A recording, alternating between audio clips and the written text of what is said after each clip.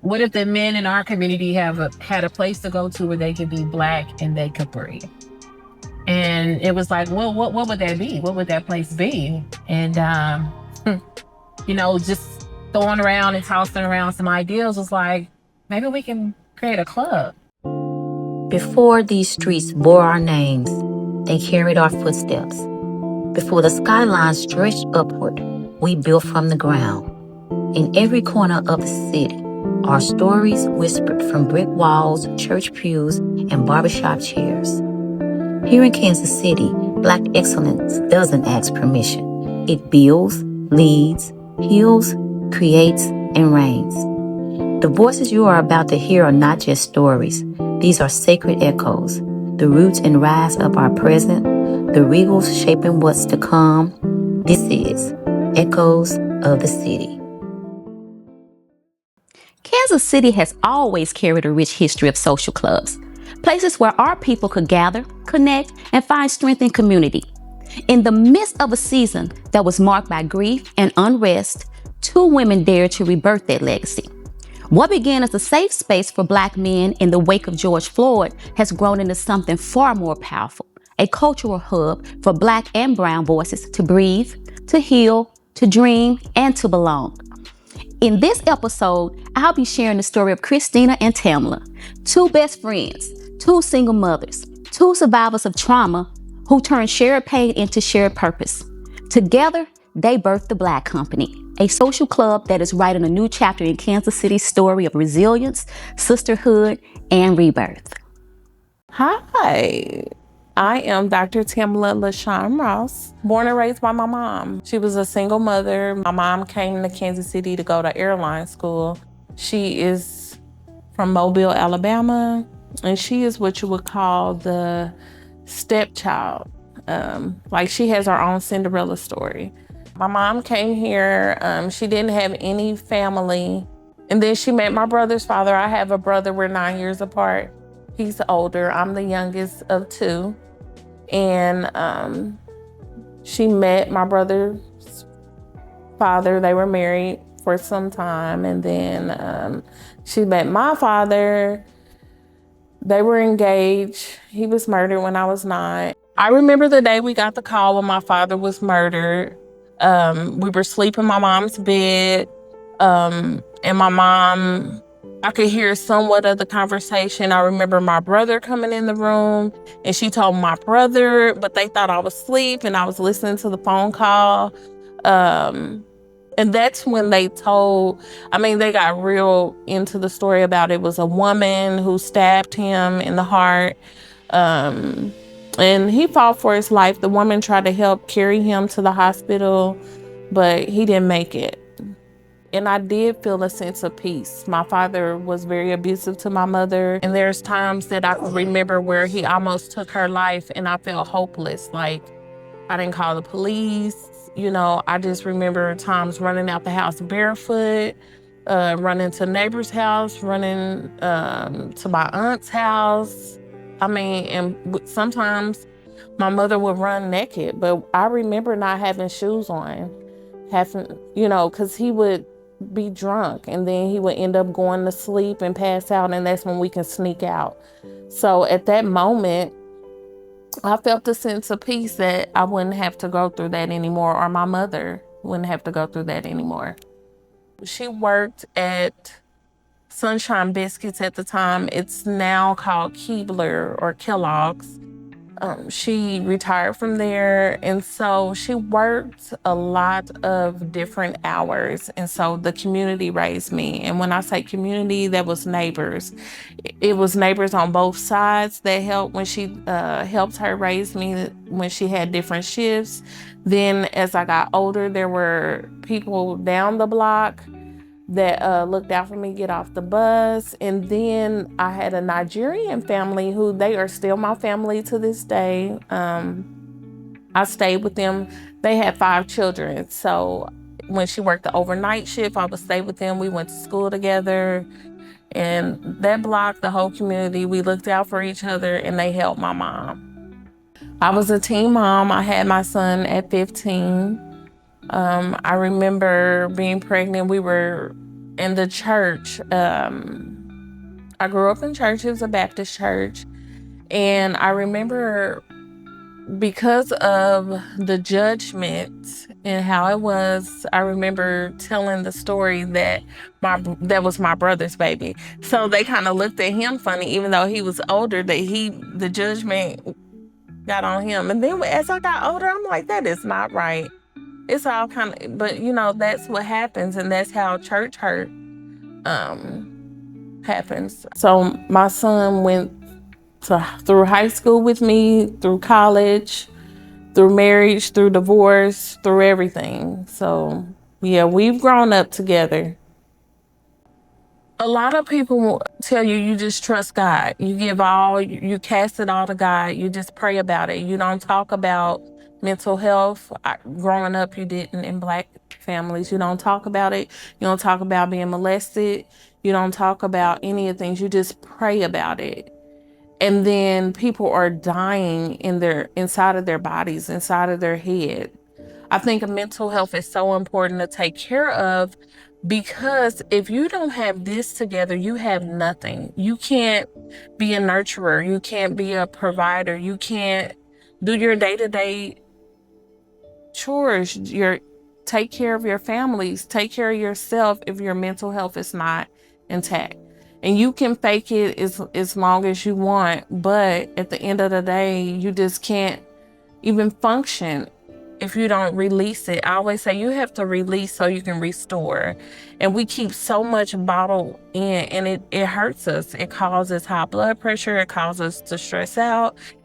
It causes us to hurt others. I mean, look at the world we're in today. It's because people do not take care of their mental health. They have so much trauma and so many things that have gone on in their life, and they have not released that. And mental health and therapy is just an outlet for that. Someone with a non-biased opinion that can help you release it, even if they're just sitting there while you get it all out. Somebody just pouring into you. Even a mentor, just somebody you can talk to take care of it, to just get it all out. Because that's all you need. Even if you need to scream, you just need to do that. But we have to do better at taking care of our mental health. A lady stopped me, and I had counseled her daughter during a hard transition of her life. And she actually told my girl, she said, "Do you know how dope your mom is?" She was like, "Your mom helped save my life. She helped save my daughter's life." And I'm just looking like, what? She was like, "No, I just want you to know that you really helped save my life. And I work in schools now, and I just tell them your name." And I was like, "Are you kidding me?" She was like, "You need to know this." And I could have just fell out in the store, because she just really kept praising me. And not that I want to be praised, but that's when I know, girl, you doing what you're supposed to do. And walking in my purpose, that's all I want to do. I don't need the gratification. I don't need anybody telling me that. God, thank you for the vision. Thank you for the purpose. And I always say, if I never get paid $1 for it, I just want to do what I'm supposed to do.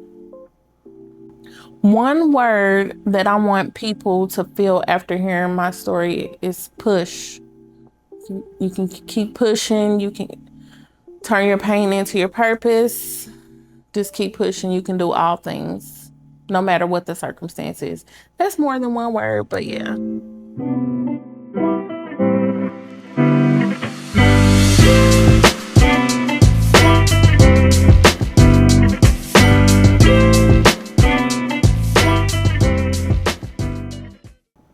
Hi, my name is Christina Williams. I am born and raised in Kansas City, Missouri. I am a daughter, the youngest girl of my mother, 5 kids, 4 boys and a girl. And then I have a sister that is older on my dad's side.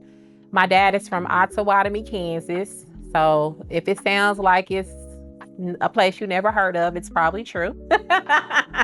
So he's a country boy. My mom was born in the city. So I have that dynamic, a father from the country and a mother from the city. My dad had a very entrepreneurial spirit. My mother worked for Southwestern Bell and retired for over 30 years.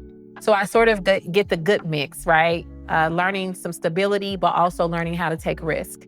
So I love that I sort of got that from both of my parents, and I enjoy that. But they've been married, my entire life. And so I grew up in a household with my parents together.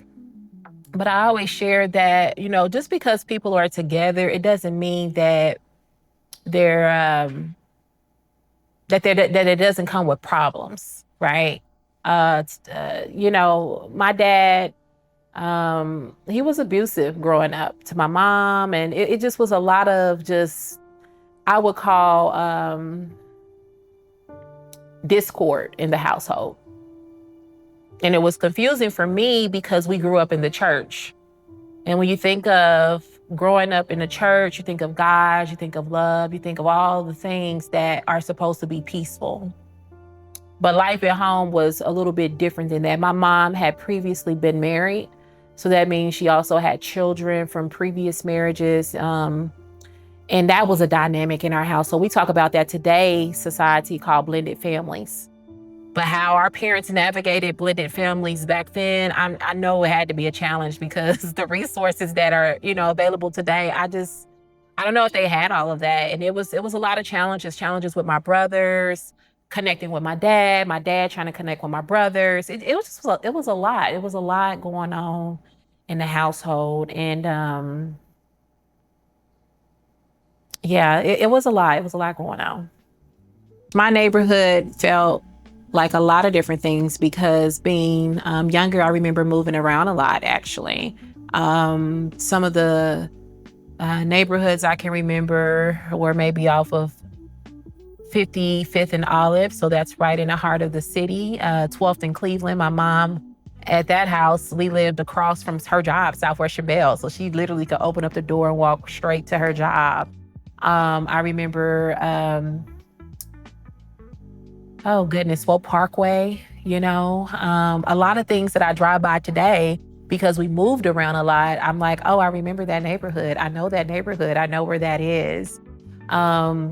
Around 5th grade, my parents shifted from the city to South Kansas City. And that's when I began sort of creating a circle of friends and experiences in South Kansas City, being a part of the Hickman Mills School District from 5th grade all the way to 9th grade.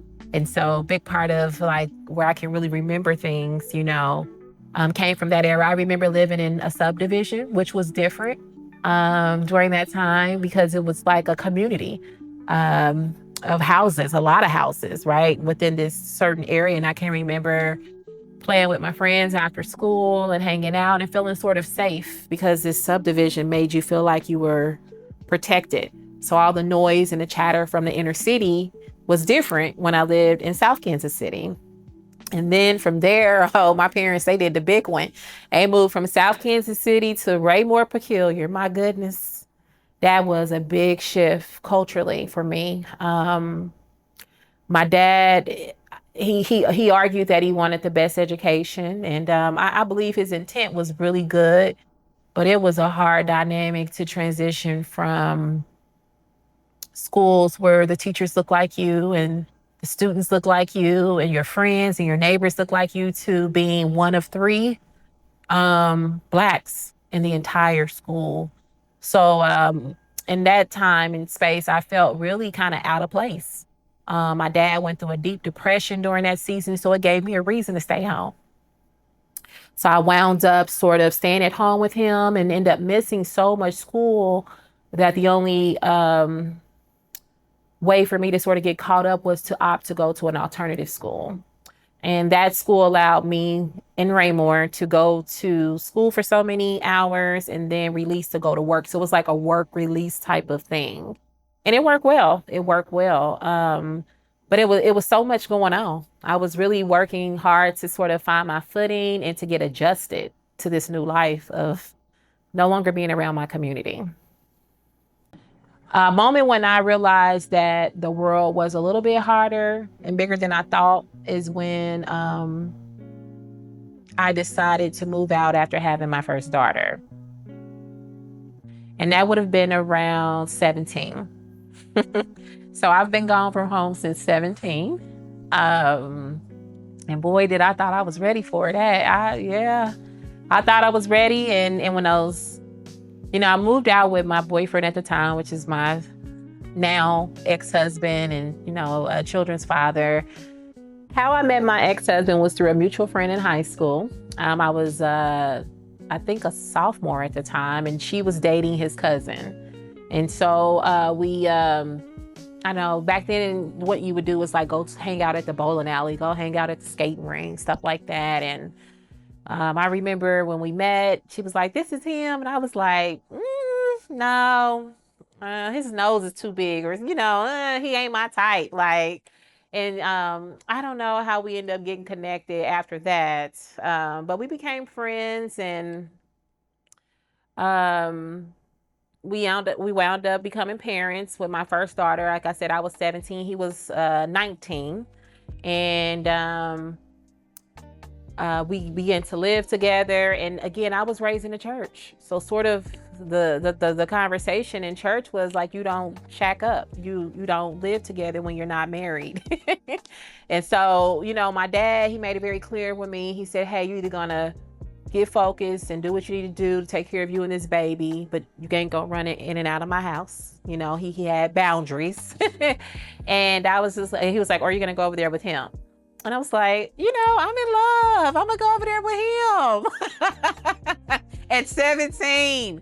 I talk about it today. I said, I wish my dad would have just put his foot down and said, "This is what you're gonna do." Because women, we listen to men a lot more, I think, than men realize that we do. When they give us instruction, we typically lean into that. If they say this is the way you should go, or this is what you should do. And I just wish that my dad would have just said, "Nah, girl, this is what you gonna do." Right. Nonetheless, I decided to go on. We got married. I think I was 19 when I got married, and he was 21. We knew nothing. I mean, I remember being at the park for my daughter's birthday, and we had 30 days on a marriage license. We were on day 30. And I remember trying to catch up with my pastor, and he called us in the nick of time, was like, "I can do it now." And so we left the park, sweaty all day, barbecue sauce all over my clothes, and we got into the pastor's office and we got married. Interesting enough, we were arguing as we left the church parking lot. We didn't even sleep together the night that we got married. And so, I mean, yeah, we went through what we could go through. We didn't know much, right, at all. We had no idea or clue. I mean, I came from a place where my parents were married, but it was chaotic. And then he was raised completely different. His dynamic, father on drugs, functioning drug addict, mother, multiple kids, multiple fathers, sort of like not a lot of stability. And so we really, I mean, looking in hindsight, we didn't really know what we were doing. But we got married, and we had 4 kids together. So I had 3 daughters and a son with my ex-husband. And, I'm glad that today we can raise our children and talk through things. We can co-parent well. I've always believed in him. I still encourage him because he is the father of my children. So I think that that's important, that I keep that posture with him, that he's necessary, that your children need you, that you are valued in the world, that you are important. That's important for me to give him that. And so, yeah. When I had made up my mind that our marriage no longer served me, I didn't expect for my ex-husband to root up his life and move to a different state. And so it was sort of a feeling of abandonment, not necessarily to me, but to my children, which also required for me to lean into my family more because I was going to need support and help. And I mean, if anybody has children, a child, let's talk about multiple children, that's a hard thing to do. So I was about 24 or 25, and I had 4 kids, and it was just us. And so, my mother was a support system. My grandmother, I miss her dearly. She was a huge support system, but it was hard. It was really hard.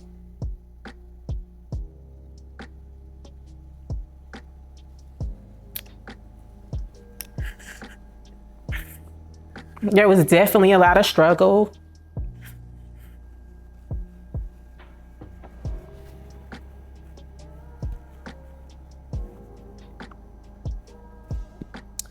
A lot of struggle financially, a lot of struggle, sort of,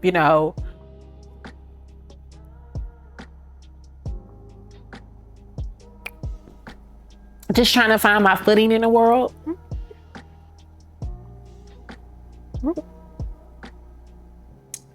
But, I thank God for, like I said, my mom and my grandmother, they helped a lot. They sacrificed a lot to help support me, watching the kids. Because again, I've been in entrepreneurship for quite some time. I'm a cosmetologist. I've been doing, hair for over 20 something years. So it was different for me. It wasn't the regular go and clock in, the ebbs and flows of business. And just trying to figure out, how to get some consistency. So it was challenging. I never expected that once we divorced that he would just move away. I just was in a space where I began to ask God to just sort of help me love my dad again. And I don't know that becoming a parent allowed me to see things from a different lens, allowed me to figure out maybe what struggles that my dad dealt with that he didn't necessarily get help with or heal through. What was his childhood like, learning his story, to try to learn to love him again, And so, I have a relationship with my dad today. I mean, I love my father. You get one set of parents. And I honor him for who he is. I'm glad that I've seen some change throughout the years.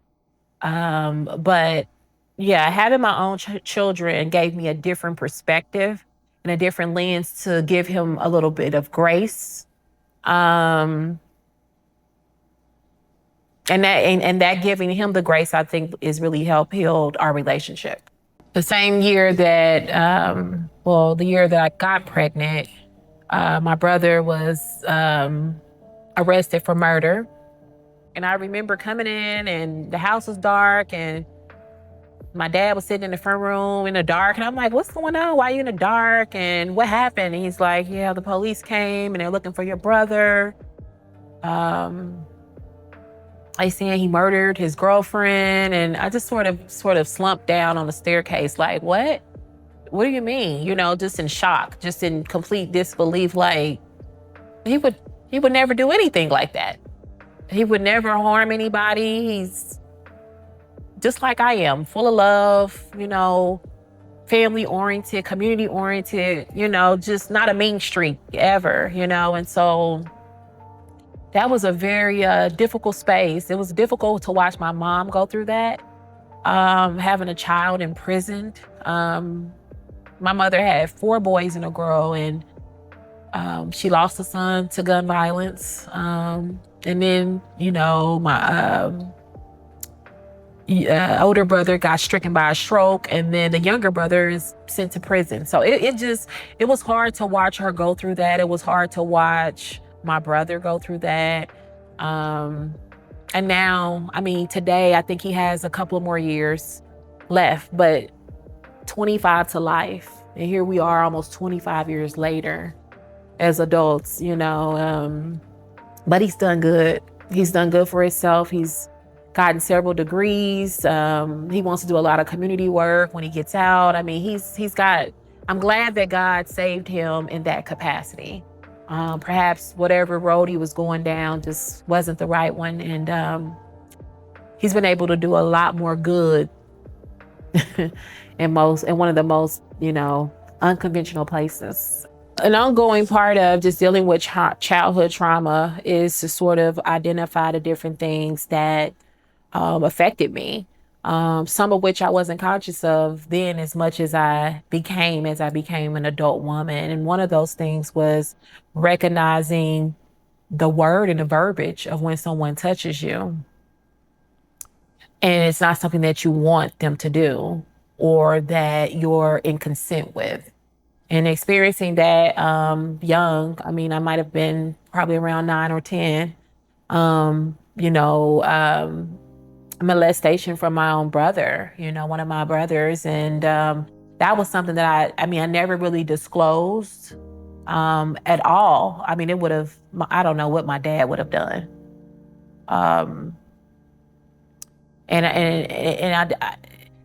It was just like one of those things, don't tell, right? Don't tell, don't say nothing, don't tell mama, don't tell, this is our thing. And it wasn't until I became an adult woman and went through sort of some self-development work and sort of learning how to peel away the layers of the things that are unconsciously still directing our behaviors and our thinkings and our processes, that it came up. And I was challenged to talk to my mom about that, about experiencing that. And I could tell that was a challenge for her to hear that, right? What mother wants to hear that underneath her tutelage that one of her children were violated by someone else, and that someone else is also one of her children? I could not imagine as a mother today how that would make me feel.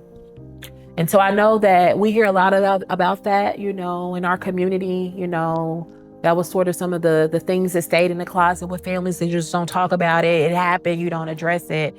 But I did have enough courage to talk to my mom about that. And I also had enough courage to talk to the perpetrator, which was my brother. And I asked him, I had to face a fear to sort of release that part of my life. Like, why did you do that to me? What was it that was wrong with me? Or why did you hate me in such a way, right? Why, just asking him those questions. And, he apologized. And, it was a different dynamic, having a real conversation with the people that are your most core people in your life, your family, your parent, your sibling, about something that violated you when you were younger. That's a hard thing to do, but I'm glad that I had enough courage to face it, to talk about it, and also to release it. And so, it was tough. So one word that I hope that people get from my story is empowered. They feel empowered through the story, that it can resonate with them, see me in themselves, that they know that despite whatever is happening, that they can get through it. I would also say faith, to lean into your faith. That's a internal thing. It's a thing that oftentimes people can't see. They don't know what your level of faith is. But I do believe that God rewards us based on our level of faith. So if you have a little bit, there's a little reward. If you have a lot, there's a lot of reward. And so I hope that people see that as well. You've just heard Tamala's journey and Christina's journey. Two stories shaped by adversity, tenacity, and a will to rise. Though different in personalities, they were bound together by shared experiences. Single motherhood, surviving trauma, and the art of cosmetology that first brought them into each other's lives. Out of that friendship came not only trust, but vision. And that vision gave birth to the Blakk Company, a space where Black culture and community could flourish right here in Kansas City. If we were going all the way back, to take it all the way back, it was a barbershop. That's how we started our relationship. I was coming into a barbershop that Tamala was already working at. My mentor was working there with her son's barbershop, and her back went out. And so she said, hey, I need you to come down to the shop and help me with my clients. I have a back injury. And I was like, okay, I can do that. And so I came down, and again, it was a barbershop, Midtown, Kansas City, 39th and, what was that? Indiana. 39th and Indiana. And you had to walk by all the guys to get to the back where Tamala was. So that in itself was like, the longest walk ever. Walking past 5 or 6, 7 barber stations to get to the back where the women were. And so I got back there, and I don't remember if you were working that day or not, but I just remember the first encounter that I had with Tamala. It was really welcoming, very peaceful. She made me feel extremely comfortable. And we sort of clicked. What you want to say? Now I haven't been able to get rid of her. So here we are about 16 years later. And we're stuck like glue. Kind of how y'all got us sitting right now. No, that's true. That's true. We've gone through quite a few things together outside of opening a business together. I mean, she is a lifelong best friend of mine in my adult era. And I feel like we've known each other for life. In the barbershop, I can remember one day coming in and needing to tell my business to somebody because I was going through it. And she came in. I said, I'm pregnant. I can't believe I'm pregnant. Now this is child number 4. And she was just looked at me with this awful look. And she said, I'm pregnant too. and so it's like we were pregnant together. It was a weird dynamic, but I was grateful that I had her in that season of my life to go through this 4th pregnancy. God help me. And so we have kids that are the same age. And so not only a month apart from each other, not only did we grow up together as women and best friends, but we also raised children together as well. And now I've caught up to her. She has. That was my number 2. And then now, and we have the same dynamic. We have 3 girls and 1 boy. Except for I don't have grandkids yet. I'm a grandma now. But Tamla is the youngest mother of the 2. Yes. Even though I'm younger than her. I've seen Tamla jump. I've witnessed her jump quite a few times. Relationally, I've seen her jump. I've seen her jump professionally. And I've also seen her jump from a motherly standpoint as well. She has been the prime athlete of jumping over hurdles, within the last 15 years that we've been friends. And so for me, every time she's jumped has been closer to her purpose. Like every time she jumps, she gets more comfortable with jumping. And she's, whether it's fearful or it's, nervousness, like the more she jumps, I just see her come out of her shell and she begins to like walk in her boldness. And I think that that's a beautiful thing to witness, because she can be kind of quiet until pressed the wrong direction. She will come out if she needs to, but jumping, I definitely think it just has given her the ability to just become more bolder in life regarding the things that are important to her. She's got my eyes watering. She's one of those people that can take me there, like to watch her story, to just watch her go over. Oh my goodness. I don't know how she has the faith level that she does. Like, and I just be looking like, how are you doing this? And she seems so unbothered by some stuff that I feel like I just couldn't handle. I just don't understand how she does it. And she does it alone. I know she has a very, very strong faith level, but she does a lot of things alone. You mean turn your pain into your purpose? That's her, like,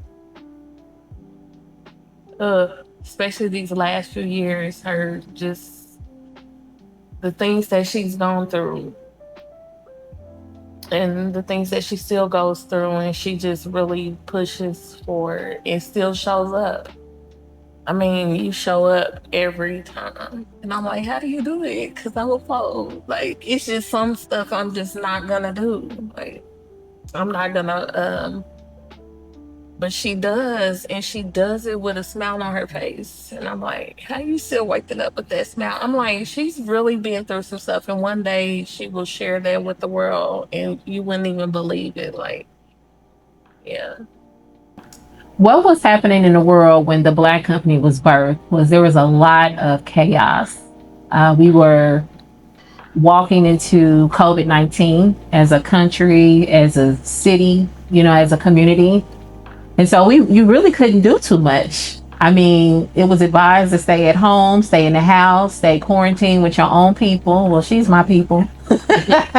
And so, I don't know, I was making up reasons to get out the house. I was at the post office every day. I was over her house one weekend. I think it was Memorial Day weekend. And we just kind of hanging out in the basement, 6 feet apart. Were we? I don't know. I feel like you were on one side of the room. I was on the other side of the room. And just talking about what was going on, just having a very real, just, organic conversation between friends. And also feeling the weight of what was happening with the George Floyd situation. That was really sort of the thing. Like, did you see what happened? Did you see that I don't remember if it was a video or a post. It was like a viral thing. And it was because it was like a current event. We just sort of went with that. And we talked about it. And we were like, this is crazy. This black man, I mean, whether he had a check or not, to be on somebody's neck to the point where they die, and they're crying out for help, that was painful. And it was painful because we were women who had black sons, black fathers, black brothers, black friends, male friends, and it was just like that could have been any one of them. And so, it was a lot of chaos, and we just thought, like, what if they had a place to go to? What if they had a place to go to where they could be black and breathe? Men. What if the men in our community had a place to go to where they could be black and they could breathe? And it was like, well, what would that be? What would that place be? And, just throwing around and tossing around some ideas was like, maybe we can create a club, like a club form, a place for them to go to. And we were really thinking we were doing something nice. We was like, oh, we could be a gentleman's club. It was like, yeah, let's make it a black gentleman, kind of like a country club, right? Just where all the black men go, and that's what they do. And so, long story short, that weekend just left me inspired. Tamala at the time was working in the medical field. She had been doing that for like 20 years, and so, I would call her at work and catch up or whatever. And I remember either calling her or texting, was like, hey, are we gonna do this? It took her a minute to respond back. She was like, are you for real? You want to do this? And I was like, yeah, I'm for it. I'm like, let's do it, and she was like, okay. And she gave me the okay. I don't know if she ever regrets that okay, but she gave me the okay, and it was like up from there. It was really up. Yeah, very quickly. I mean, it was COVID. We didn't have nothing to do but for me, it was like ideation time because I had all this time on my hand. From a creative space, I need to be doing something. Just driving around to the post office. Only do it. And she was an essential worker. So that was another dynamic. Tamala was in the medical field, so she was an essential worker, whereas I was a cosmetologist. My work wasn't considered essential. So she still went to work every day, and I was at home. So I had a lot of room to do a lot of things. And so, long story short, that was June. I think I texted her that. And by August, the Blakk Co was incorporated, everything filed, signing paperwork, bylaws, all the things was done by August of 2020. And we officially launched the business Black Friday, November 2020. So Black Friday every year is our anniversary. And we wanted to do that so that we can stand in our unapologetic echoes of being black. But when Christina was like, are we doing this? I had to really think. I was really trying to get my counseling business off the ground. I was doing hair and working, and then we talking about the Blakk Co. And I was like, I cannot, and I'm a mother, I was a wife at the time, and I'm like, I just cannot add another thing on my plate. And I was like, God, I just gotta do it. And I gave, maybe it might have been a month notice, but it happened really quick. And 21 years of growing up with the people, growing up with doctors, growing up with my work family, it was time to go. I mean, that job, you capped off after a certain time. You couldn't move up in the company. So it was time to go, but that was the big push that I needed. My first big jump. The education on the Black social clubs of Kansas City is so rich. We're talking about dating back to the early 1920s, with first clubs such as the Mel Social Club. Again, a club that was created and designed for Black soldiers here in Kansas City that were either living here and or traveling through Kansas City.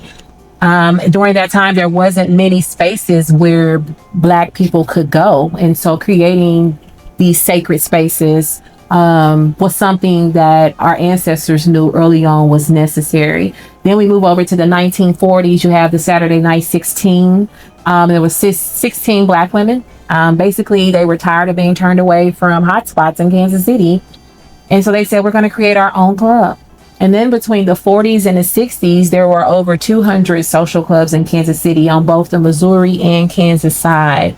Those clubs did the work. They did the work from a community standpoint. So we're talking about raising money, giving back, charitable donations to the Black schools, hospitals, Black communities. Something that's really important is that one of those clubs were led by the Twin Cityans. They initiated the boycott in 1959 downtown Kansas City, where during that time, Black people could shop at all of those department stores, but they could not eat there. And so one of the members just brought up that whole, conversation through one of their meetings and was just like, we're tired of this. We should assemble together. And so they began to assemble together and formed an organization, including figureheads such as Lucille Buford, different politicians in the community, and they organized and they boycotted during Christmas season. I believe I said 1959. I believe it was 1958 in December, which is a big time of the year, I'm sure, for department stores. They closed their credit accounts and they decided collectively that they would not spend money. And they boycotted between December through March of the following year. And finally, after seeing the economic impact of that boycott, those department stores decided to allow Black people to not only shop downtown, but also they could dine downtown. So the reasons that we can go downtown today has a lot to do with the efforts and the work put in of the Black social clubs of Kansas City. And so for us, that's an important piece of legacy and history that we want to make sure that we work to honor and preserve. We also want to educate so that people in the community know the why behind things. Sometimes we don't understand why we have privileges today that were afforded by, our ancestors that did the work. So the social club is more than just a club to have a drink. It's about coming together in community and really moving the needle forward collectively. It's the collective work. The social club is an assembly of people who have vested interests in their communities, and they want to work together, they want to grow together, and they want to see change together. On the first Tuesday, that's when the men gather and they have various topics. We bring in different experts, and sometimes they just gather in conversation amongst just each other. There'll be a bowl of topics. They each take a paper, they just talk about it and share their opinions, and then they get feedback, and that's the number one thing. And then the guys just come through on regular. So like we do our minority business happy hour, so the men gather during that. Any program outside of Black Men Speaks, the men still come through with all the different programs. So it would be business, finance, mental health. People just really come into the club and they find what space works best for them, and they just sort of lock in. There's mentorship opportunities, member-led opportunities, like if you have a vision or something that you're looking for support, how the club can get behind you. So there's so many different ways to get involved. But we charge the men to take lead at the club. We charge them to, be consistent, to show up. But when we see the men willingly coming into the space and taking lead, it sort of puts things back into order. And that's really what the community is missing. And so I think that inside of the Blakk Co, we are sort of working to do that. And hopefully, each one teaches one, each one reaches one. And it's just something that spills outside of the walls of the club. It's my hope that the Blakk Co and its mature stage is a legacy that we can leave behind for our children and our children's children. And not only our children and children's children, but the people who invest into Blakk Co's children's children. So this becomes a communal legacy for generations. That's my hope. And I'll piggyback off of that, legacy. That's the one word, legacy. And it's always gonna be like, you can do anything that you put your mind to do. You can do it all. So I want them to look and say, man, them ladies work hard. They was crazy a little bit, but they did the thing. We did the thing. And the thing that I also want to note that our kids have walked through this process with us. The club is on its way to 5 years and our kids have been a part of it. They're the very reason why we created programs such as Black Juniors. Our children helped shape that. So they were a part of the founding members of the BJP program here at the social club. And they look forward to it. They're friends, you know, they grew with it. I think when we started, they were like 8th graders. Yes. And now they're high school graduates almost. So they have walked through that process with us. And so that's been a beautiful thing. Christina and Tamala didn't just create a social club, they created a movement, a place where our people can gather, talk, laugh, heal, and grow. Their stories remind us that from pain can come purpose, from friendship can come vision, and from community can come transformation. The echoes of Kansas City's past social club era, it now lives again, reborn through 2 women who believed in something greater than themselves. This is more than their story. It's a call to all of us to create, to connect, and to keep building spaces where we can thrive together. Let's support the Blakk Company's membership campaign entitled, Have You Found Your People? Simply log into the website. There you will find membership options plus a schedule of upcoming events. The goal of the campaign is to be 100 members strong by the end of 2025. The website address is www.theblackco.com. That's www.theblackco.com. Make sure you visit the website, see descriptions of the membership options, and start your membership today. Thank you for joining us on this episode of Echoes of the City, the Roots and Rise of KC Black Regals. These stories are just the beginning, and we want you to be a part of the journey. Be sure to follow us on all social media handles at Echoes of the City KC to stay connected and catch every new release. And also mark your calendars. Black Wealth Week is coming in February 2026.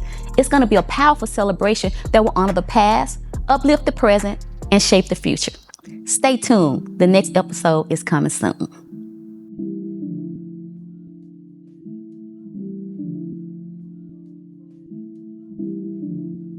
Kansas City,